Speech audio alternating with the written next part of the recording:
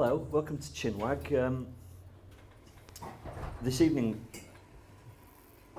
I'm welcoming a gentleman who I've known for over 20 years. I've had the significant pleasure of working on a number of projects with him, most recently a film that Dean directed, which was his directorial debut. It was released on Christmas Day on the internet, and it's a free film. You can watch it on Vimeo. It's called Kubrick's. Although we've known each other for 20 years, there's loads of stuff that I don't know about you, and part of what tonight is going to be involving is a showing of a film that you wrote with Irvine. How did you meet Irvine? In a boozer in London. After you, can you hear me? Yeah. After you gave me a book called Trainspotting, I was just drinking in a boozer, and we had loads of mates in common, and we just got friendly. Started working from then on. How do you start working with a bloke who has written a book which arguably defined a generation, or at least caught the zeitgeist of a generation? How did you start working with him? Yeah, how did you start working with him? You know, Just what did you say? Hey, I tell you what, can I have mate. a job? Yeah. No, just like I said, we a lot of things in common. Obviously, I'd read his work, and I was trying to be a screenwriter at the time, and it just gave me a chance, you know, when no one else would, which were brave on his part because I was untested. And it just sort of took off from there. Started working together regular. Ended up getting a lot of knockbacks and rejection, as you do in this game. And it just went on from there. It's just totally organic. You know, there's been no secret to it or anything. You know, just try. If we've got ideas, we knock it back and forth. Sit down, write a screenplay, get it out to a producer. Try get funding. If that doesn't happen, move on to the next one. You hate this industry, don't you? The film industry and the TV industry. Yeah, absolutely. Can't stand it. When did you realise that you hated it so much? Well, I think anyone who works in it, who's had any sort of even minor success, will tell you the same thing.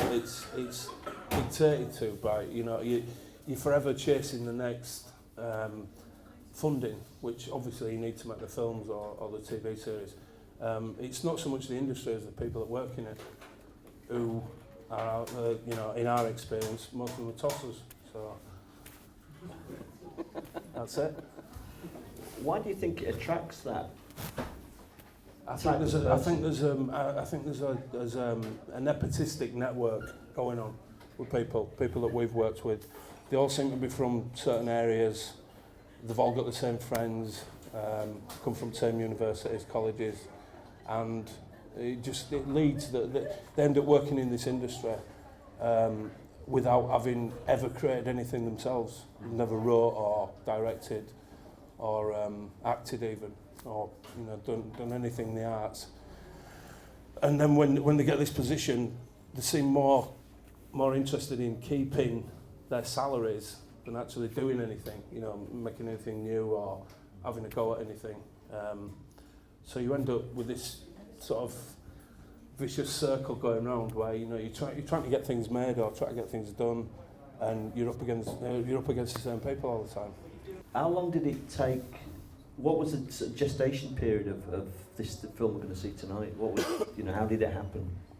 Gemma Rogers made a thing called League of Gentlemen, which were done round. Well, it was shot in Hatfield, but the people that made it were all sort of Yorkshire lads, and Rhys J. Smith, Marc, and she'd just come off of that, and she'd won a lot of awards, and she was doing really well.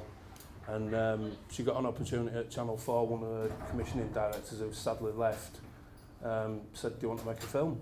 So she had a script by me and Irvine, and we ended up making it 6 weeks, I think it took, down in London and Leith, where it's mostly shot, and it came out straight away. But they did promote it really well. They seemed to sit on it, you know, at the time. Why do you think they did that? Well, I don't think they knew how to market it. Because obviously it's not Train Spotting and it's not the Acid House, or it's a departure for Irvine. Because it's just basically a romp. You know, we wanted to make something quite dark, but with, you know, just a really have a really good time making it. Have the characters get up to all sorts of things. You know, it's quite an hyper-real sort of film. You know, we didn't have any. We knew it wasn't going to get a theatrical release as well, which helped because we could get away with more. I think we didn't have to please distributors. What, even with it being on Channel 4, who are now famously making programmes that are pretty shit, to be honest. Well, I think all TV, all broadcasters do. You know what I mean? They make some good stuff and bad, but Channel 4 has turned into the proper it's dribble, proper, hasn't it? yeah. I mean, well, you've got Benefits Street, haven't you? So it's that, you know, that just takes the piss. But no, I mean, she's separate. Caroline led it. She's a commissioning editor that left Channel 4 just before we made this, which were a good exit route. But no, we won't get it made now. We won't get. They won't make it now because the whole structure's changed. You know, it's in the 4 years since it's been made, 4 or 5 years since it's been made. You've got an all new standard management in there, who are even more down on experimental work or risking an arm, you know, and taking a punt. So what you've got now, you've got even more formulaic programming, even in drama. So you end up, you know, again, like I say, you end up going around in circles. With, you know, this couldn't have been made at the BBC at the time. BBC wouldn't have even touched it. Could it be made now by the BBC? No, it wouldn't get made. We're quite lucky, and we know the fact, because we've tried since. Even with Michael Fassbender, they're just not interested. They've got a formulaic pattern going on, and they all compete with each other. So them days when, on the BBC years ago, when you had the Play for a Day, when you had like Bleasdale and people coming up, you just don't have that anymore. There's no. They talk about the writers' room at the BBC. What they don't tell you is it might be 1 out of 10,000 that come through with that. You know, it's bullshit. They're not helping anyone really. I mean, they're just paying lip service to a lot of writers. You know, and fortunately for us, we're in a position where we can get meetings and get a bit of funding.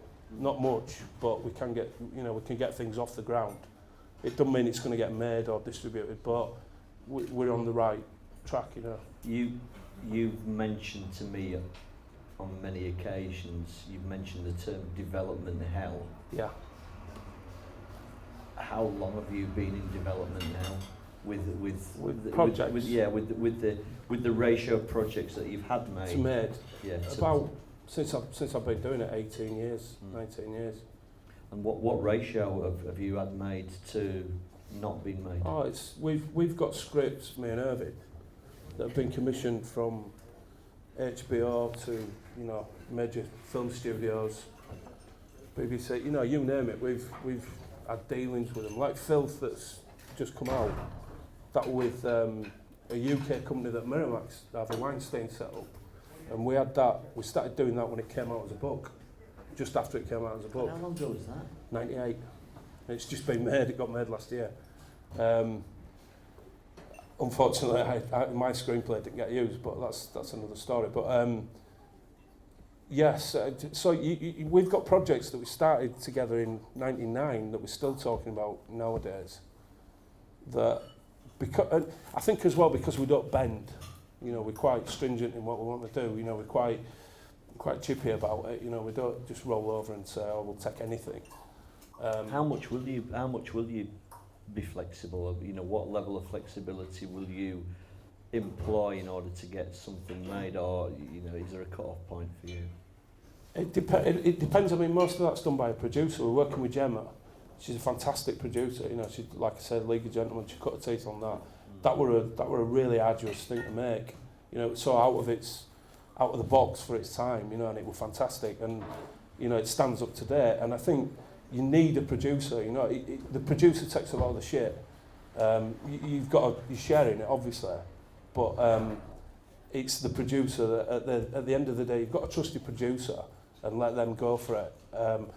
we get kept out of a lot of meetings because we're not known to suffer fools. No surprise there. Absolutely.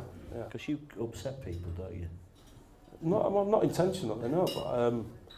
But Really? yeah. But no, I just, and it isn't even the true thing. You know, I tell it like it is. You know, if they're wasting your time, even when they're paying you, you know, what a lot of people do is they get paid and they put up with the bullshit, and they sort of take it on the chin and go, yeah, pay lip service. I've never done that, and I just don't see the point in doing it. You know, obviously I'd get more things made and probably be a lot wealthier, but it's just not in me, so I don't even attempt to do it. How different is Wedding Bells, the thing that we're going to see tonight, to what you started out with when you started, you know, when you first started working? From the original script? Yeah. It's all in there. Really? That's what I mean. Working with a good producer, wow, and a good commissioning editor, you can get away with murder, and we did with this. That's probably why Channel 4 didn't get behind it. You know, a lot of we pissed on a lot of fires getting it made. You know. So what sort of fires were you pissing on then? Who were you pissing on? Like I said, when you work in an establishment, the hierarchy that you're up against it's set in stone. You know what I mean? You don't do certain things or say certain things to certain people. You know, you play the game if you want to get on. You know, the old adage. But we've been lucky in that neither of us play games. You know what I mean? We just do what we. You know, we'd never go down the road of just doing something for the sake of doing it. You know, there's always got to be a point to it and an end product that we're going to be proud of, that we've had a major input into. Whereas a lot of filmmakers we've come across will bend over backwards and take it up the arse just to get the money. You know, well, fair play to them if that's what they want to do, but we don't want to do that. You know, it's like you know, with Filth, Irvine waited after Weinstein shut the company down. It took him all this time to get it made, but he got it eventually made with someone that he wanted to work with on his own terms. You know, he had to bend a little bit, obviously with financing, but you know, if you set your stall out at the beginning, people know what you're about. You know, and if they want you to